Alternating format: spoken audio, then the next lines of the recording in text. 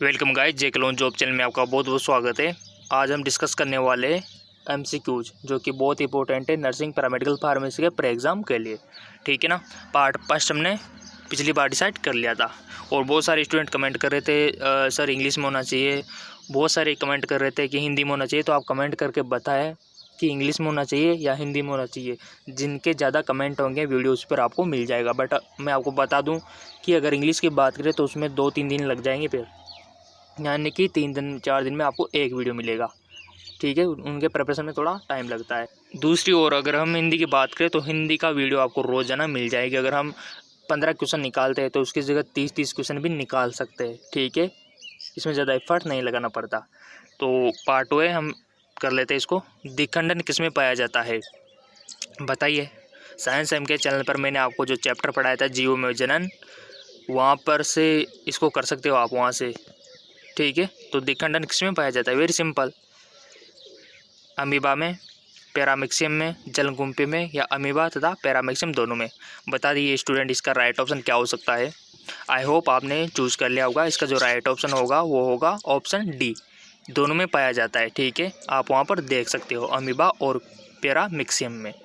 ठीक है, इसी प्रकार से इसमें जनन होता है, यानी कि आपको रिप्रोडक्शन के बारे में मालूम होना चाहिए कि कौन से ऑर्गेनिज्म में किस प्रकार का रिप्रोडक्शन होता है, सेक्सुअल, असेक्सुअल एंड वेजिटेटिव। ठीक है, असेक्सुअल में भी बहुत सारे होते हैं, परमेंटेशन है ना, बहुत सारे होते हैं, द्विखंडन वगैरह है ना। तो वहाँ से आप देख सकते हो, सब कुछ मैंने पढ़ा दिया है साइंस एम के चैनल पर। उसके अकॉर्डिंग ये ऑप्शन हमारा राइट हो जाएगा। अब चले नेक्स्ट क्वेश्चन की ओर। नेक्स्ट क्वेश्चन है हमारा, मुकुलन द्वारा जनन किस में होता है? तो सभी को आना चाहिए, बहुत सिंपल क्वेश्चन है।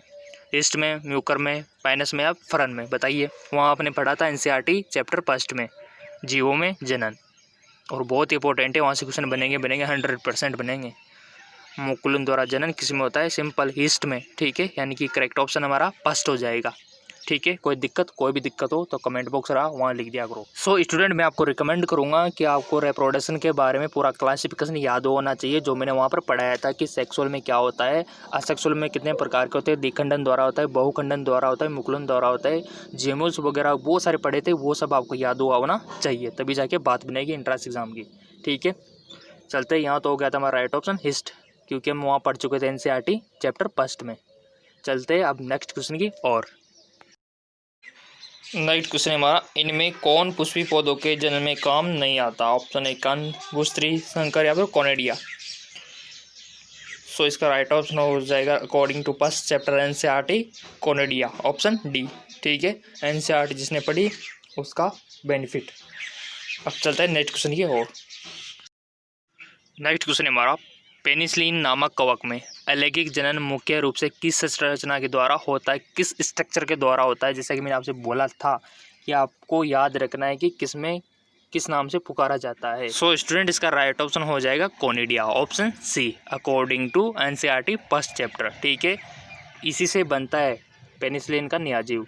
ठीक है, इसी प्रकार आपको याद रखना है कि मुकुलन द्वारा किस में बनता है, विखंडन द्वारा किस में बनता है और जेमुल द्वारा किस में बनता है। ठीक है, जैसे मुकुलन द्वारा हाइड्रा में बनता है, विखंडन द्वारा अमीबा में बनता है। इस प्रकार से आपको सारे याद रखने हैं। ठीक है, किसके थ्रू नियाजीव बनता है वो टर्म यहाँ पर दी हुई है, और ये टर्म वहाँ पर एनसीईआरटी में मैंने आपको पढ़ाई थी साइंस के चैनल पर। ठीक है, तो आप जाकर उसको देख लीजिए, अगर आपने नहीं देखा है तो डिस्क्रिप्शन में लिंक दे दूँगा। ठीक है, अब चलते हैं नेक्स्ट क्वेश्चन की ओर।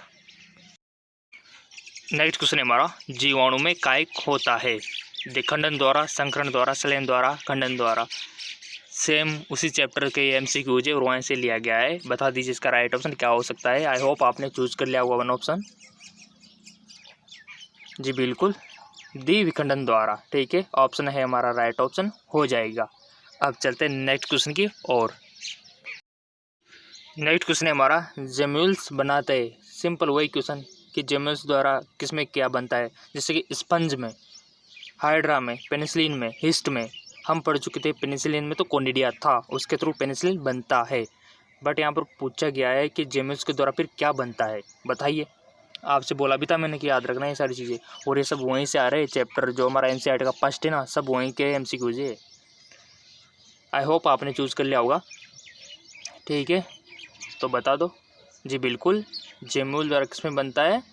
स्पंज में, ठीक है, स्पंज हो जाएगा, यानी कि जेमुल्स के थ्रू स्पंज बनते हैं और मुकुलन के थ्रू क्या बनता है, हिस्ट बनता है, ठीक है, और कोनिडिया के थ्रू पेनिसिलिन बनता है।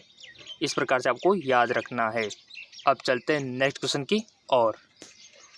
नेक्स्ट क्वेश्चन है हमारा, इनमें किसे बंगाल का आतंका कहा जाता है? बंगाल का आतंका बताओ तो स्टूडेंट।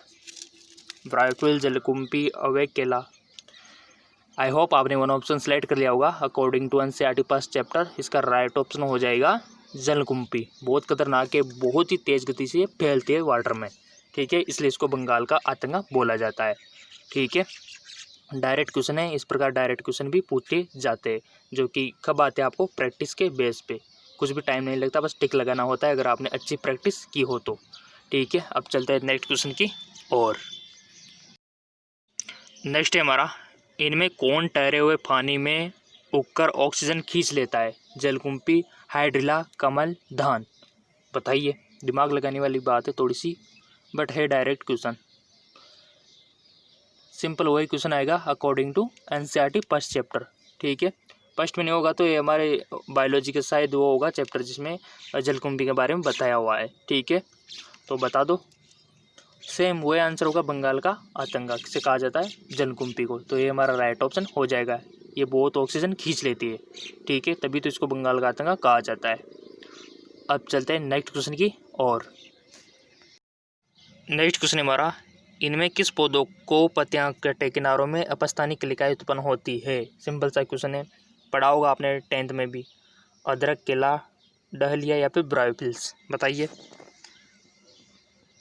पत्ती के कटे किनारों में अपस्थानिकाएं कलिकाएं उत्पन्न होती है, सिंपल ब्रायोफिल में होती है। ब्रायोफिल आपने देखा होगा कि कितने टुकड़े कर दो उतना ही उग जाएगा वो, ठीक है। और इसका दूसरा नाम है पत्थर चट्टा, इसको बोलते हैं, जो कि स्टोन पथरी में काम में आता है, ठीक है। किसी पेशेंट को, अगर किसी पर्सन को स्टोन है, किडनी स्टोन है, पत्थर की समस्या है, तो उसको ब्रायोफिल खिला सकते हो। पत्थर चट्टा इसको बोलते हैं, ठीक है। और बहुत ही बेस्ट काम करता है 5 से 7 की mm की पथरी में, ठीक है। तो ब्रायोफिल ही इसका राइट ऑप्शन हो जाएगा। अब चलते हैं नेक्स्ट क्वेश्चन की और। नेक्स्ट क्वेश्चन है हमारा, जब संतति की उत्पत्ति एकल जनक के द्वारा होती है तब उसको क्या बोला जाता है? मैंने आपसे बोला था रिप्रोडक्शन की क्लासिफिकेशन आपको पता होंगे, सेक्सुअल, असेक्सुअल और वेजिटेटिव, ठीक है। तो बता दो किसमें मतलब एक ही जीव प्रजनन कर सकता है, ओनली 2 की जरूरत वहाँ पर नहीं है। तो जिसने एनसीईआरटी का फर्स्ट चैप्टर पढ़ा होगा तो ईजिली बता देगा, ठीक है।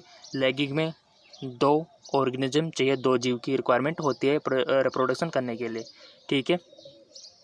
अलैंगिक जनन में 1 चाहिए होता है। आंतरिक जनन और बाह्य निषेचन ये अलग बात होगी, फर्टिलाइजेशन हो गया है तो, ठीक है। तो जिसमें फर्टिलाइजेशन होता है वहाँ पर तो 2 जीवों की रिक्वायरमेंट होती है, तो ये भी हमारा नहीं होगा, ओनली अलैंगिक जनन होगा। असेक्सुअल रिप्रोडक्शन में एक ही जीव प्रजनन कर सकता है और उसकी जो प्रजाति होती है, संतति होती है, सेम उसी के समान होती है और उसको पेरेंट्स के समान होती है, जिसको हम क्लोन बोलते हैं, ठीक है।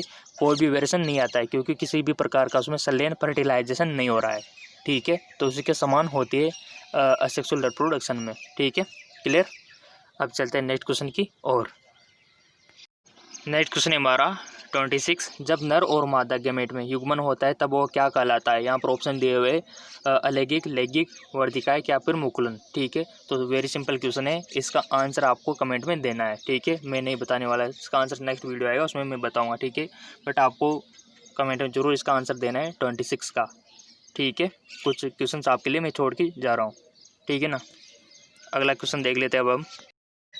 नेक्स्ट क्वेश्चन है हमारा, इनमें से किसमें बहुकशाभिका चल बीजाणु पाए जाते हैं? यूरोथक्स, ओचेरिया, स्पाइग्योरा या फिर कारा। आपके सामने 4 ऑप्शन है, कमेंट में ऐसे लिख देना 27 के सामने कोई भी ऑप्शन, जैसे कि आपका ABC, ठीक है ना, उस प्रकार से आपको आंसर देना है, ठीक है। देखते हैं कौन कौन देता है, किस किस को आता है, ठीक है ना। आपकी प्रैक्टिस इससे अच्छी और क्या हो सकती है।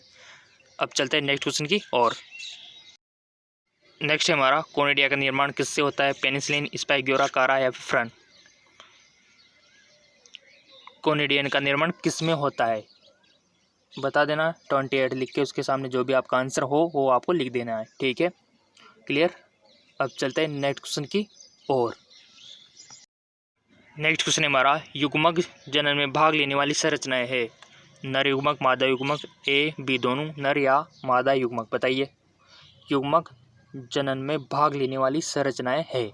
इसका आंसर 29 करके उसके सामने ABCD जो भी हो आपका आंसर वो लिख देना है। ठीक है, और आपका नाम कमेंट में दिखाई देगा कि किसको आया है किसको नहीं आया। ठीक है ना। अब चलते हैं नेक्स्ट क्वेश्चन की और। नेक्स्ट क्वेश्चन हमारा, निम्नलिखित में से कौन सा जीव सजीव प्रजनक है? कॉकरोच, बिच्छू, मक्खी, तितली। इसका जो भी आंसर हो आप कमेंट बॉक्स में लिख देना 30 करके। ठीक है, उसके सामने 5 क्वेश्चन आपके लिए मैंने छोड़ दिए 26 से 30। इसके आंसर आपको देने हैं, किनके सही जाते हैं किनके गलत जाते हैं ये हम नेक्स्ट वीडियो में डिस्कस कर लेंगे। ठीक है, और कमेंट करके ज़रूर बताएं कि इंग्लिश में आना चाहिए या फिर हिंदी में। ठीक है ना। और जिन्होंने NCERT नहीं पढ़ी है डिस्क्रिप्शन लिंक दिया हुआ है, NCERT का फर्स्ट चैप्टर पढ़ लीजिए, पर एग्ज़ाम में बहुत काम में आने वाला है।